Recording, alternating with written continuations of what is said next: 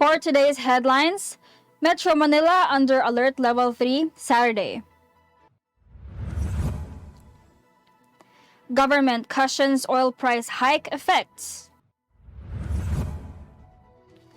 Stranded seafarers home soon. Maring leaves 11 dead in Ilocos Sur. 1.5 million small rice farmers receive assistance. Why Isko Moreno is running. Moderna or Pfizer booster works better for people vaccinated with J&J. French study refutes COVID-19 cave origin.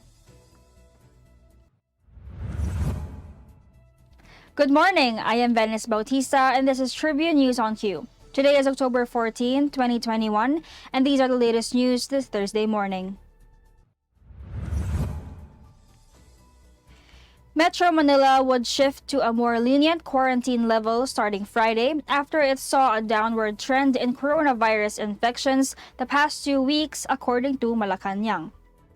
Presidential spokesperson Secretary Harry Roque announced Wednesday that the National Pandemic Task Force had decided to place the capital region on Alert Level 3 until the end of the month, easing up restrictions on business and movement. Since mid-September, the capital region has been under Alert Level 4, the second strictest quarantine measure in the 5-tier lockdown scheme set by the government. Alert Level 4 refers to areas where case counts were either high or increasing, with high bed and intensive care unit utilization rates. On the other hand, areas under Alert Level 3 are places with high or increasing COVID-19 case counts with increasing total bed and ICU rates. Under the IATF guidelines, several establishments or activities under Alert Level 3, except for those located in areas under granular lockdowns, were allowed to operate at a maximum of 30% on-site or venue capacity. Among these were indoor visitor or tourist attractions, libraries, archives, museums, galleries, and cultural shows and exhibits, indoor venues for meeting, indoor recreational venues, indoor face-to-face or in-person examinations approved by the IATF, and gaming establishments. In-person religious activities or gatherings for necrological services and funerals for those who died of causes other than COVID-19, social events, indoor dine-in services of food preparation establishments, indoor sports courts or venues, and establishments offering personal care services were also allowed. Business establishments which have safety seal certifications from the Trade Department were permitted to operate at an additional 10 percentage points beyond the prescribed on-site or venue capacity, according to the task force previous resolutions. Motorists are tightening their belts to cope with the 7 straight weeks of the hefty oil price increases seen trending until year-end. Thus, the Department of Energy and the Land Transportation Franchising and Regulatory Board will finalize the possible cash assistance that may be distributed to affected motorists in addition to the fare hike or place of the fare hike amid a global oil price hike. The DOE has presented already last week to LTFRB the price situation to address their evaluation of the request of the transport sector for a fare hike, Cusi said in a text message on Tuesday.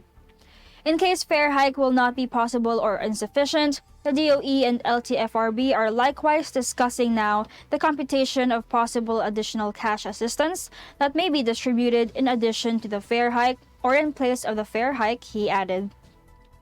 In a separate statement, Transportation Secretary Arthur Tugade reiterated that he wants to pursue other measures to aid the plight of motorists. This week, oil companies raised anew their gasoline prices by 1.30 pesos per liter, diesel prices by 1.50 pesos per liter, and kerosene prices by 1.45 pesos per liter. According to Cusi, oil companies are already implementing discounts and rebates to provide much lower prices on the ground to encourage the consuming public to avail of the promotional programs. To further protect consumers from the price increase, the DOE is studying the suspension of excise tax, especially when Dubai crude oil reached $80 per barrel.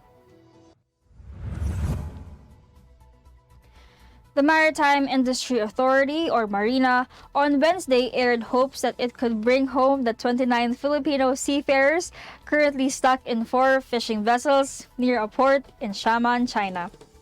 Their return is being set before Christmas.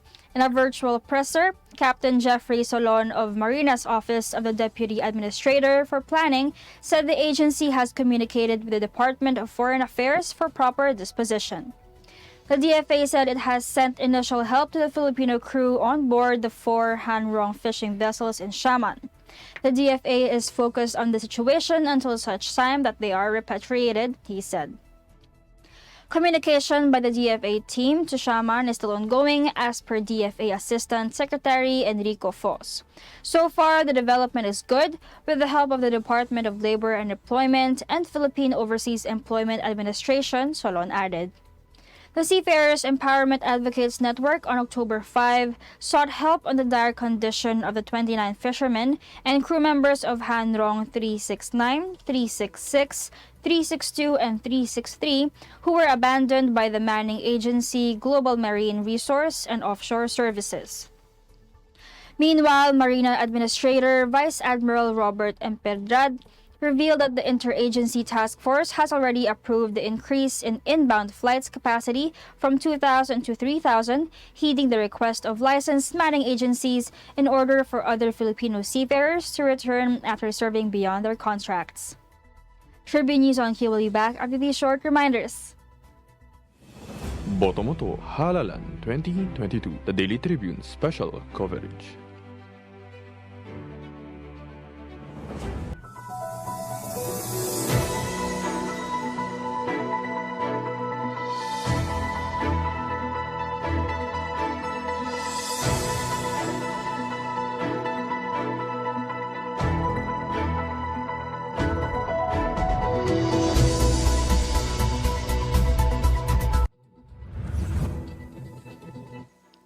We're back on Tribune News on Q.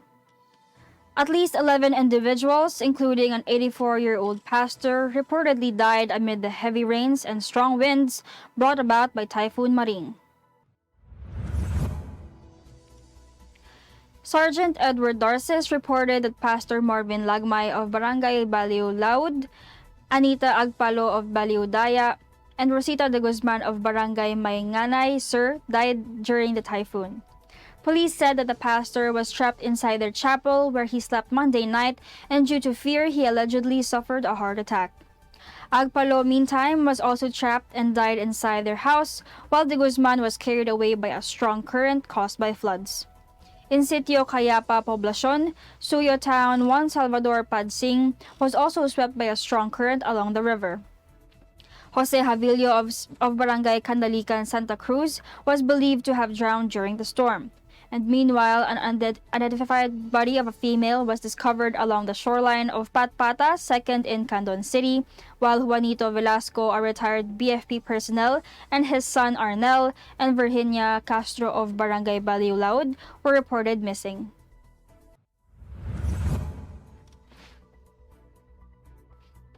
Department of Agriculture Secretary William Dar disclosed that over 1.5 million small rice farmers are said to receive 5,000 pesos each of financial grant from the government out of the excess funds generated from the rice tariffication law.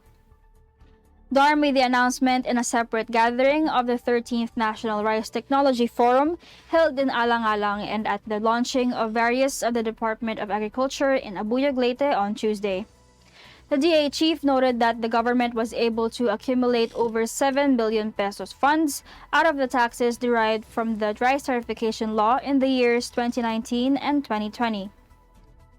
To recall, Republic Act 11203, enacted in February 2019, imposes a minimum tariff of 35% lieu of setting a quantitative restriction for imported rice. Under the law, the collected tariff will from rice imports while finance the annual 10 billion peso Rice Competitiveness Enhancement Fund, which will be used to modernize the agriculture sector and directly provide the farmers with greater access to cheap credit, high-quality seeds, agricultural machinery, and skills training on farm mechanization and other modern farming technologies. Dar said that in the years 2019 to 2020, the government was able to collect 17.7 billion pesos tariffs from imported rice, thus resulting to an excess of over 7 billion pesos. He added that who's qualified to receive the 5,000 pesos financial assistance are farmers who are tilling 2 hectares of rice land or less who are registered in the registry system for basic sectors in agriculture. Manila Mayor and now presidential aspirant Isko Moreno is gunning for the presidency to offer his services to the people in this time of a pandemic, hoping to replicate what he did in Manila all over the land. In the virtual media forum Kapihan sa Manila Bay, Moreno said that he does not intend to quarrel with anyone but only being truthful on his answer to a question thrown at him. He mentioned being the subject of verbal attacks from his rivals. Moreno said he is running on a platform not mainly on politics.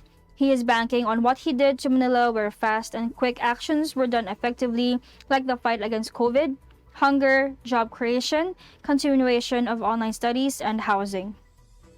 The 46-year-old mayor admitted that he is no saint and he had several ups and downs, but after given a chance to win as mayor of Manila, he did not fail his constituents and really worked hard to gain the people's trust.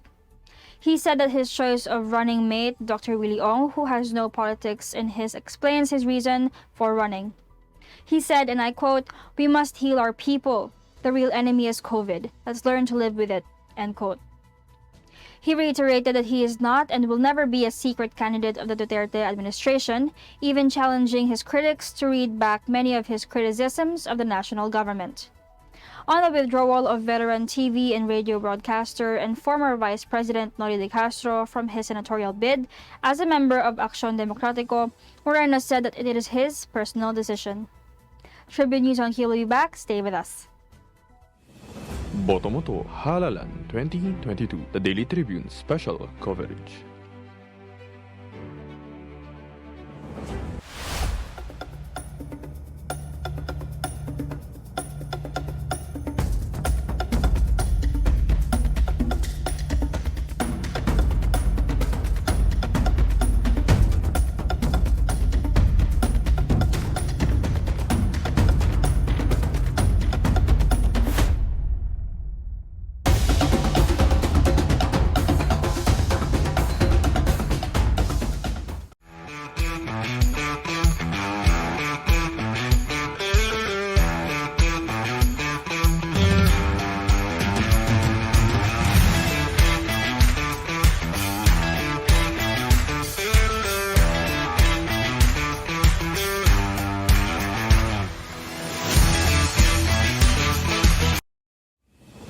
Boto Moto Halalan 2022, the Daily Tribune special coverage.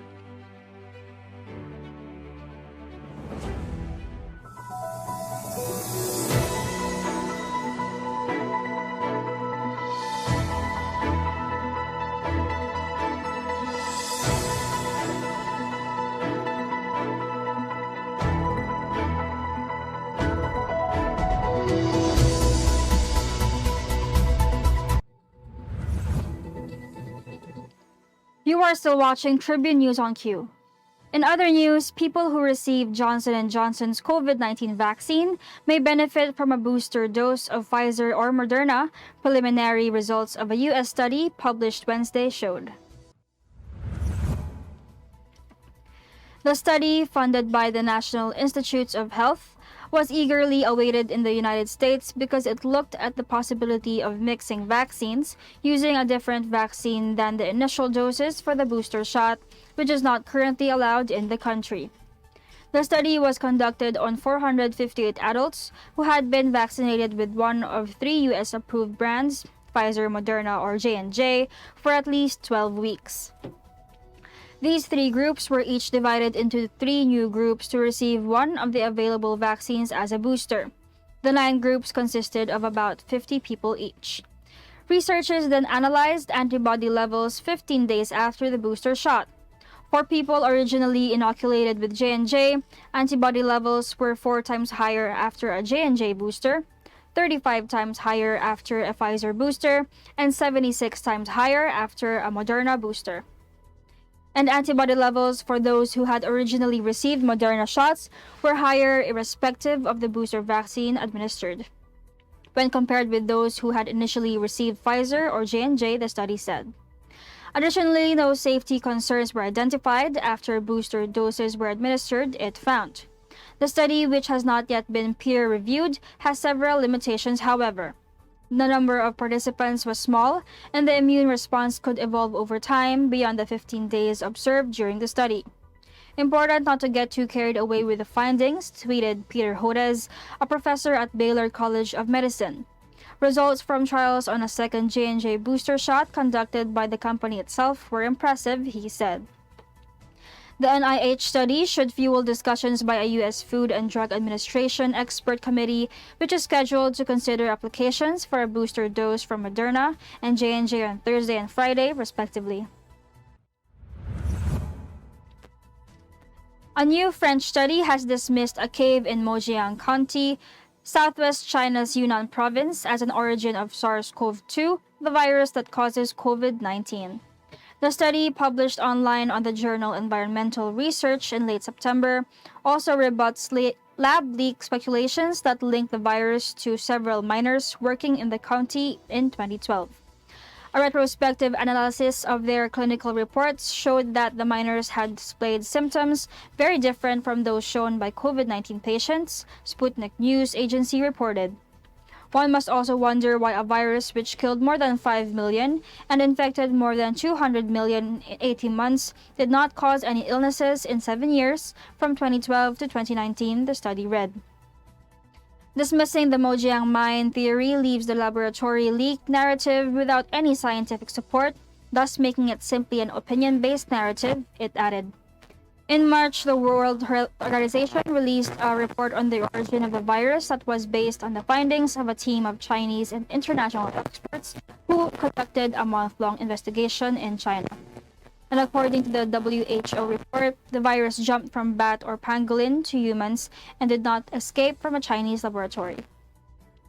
And that wraps up stories this morning. Before we go, we would like to thank the SM Store, Arna Center, Department of Tourism, and Motors, Hina Motors, Security Bank, and Overseas Community Affairs Council member Alan Lin of Republic of China for their continued support. Again, this is Venice Bautista, and you are watching Tribune News on Q. Stay safe, stay healthy, and stay at home. Good morning! Botomoto Halalan 2022, the Daily Tribune special coverage.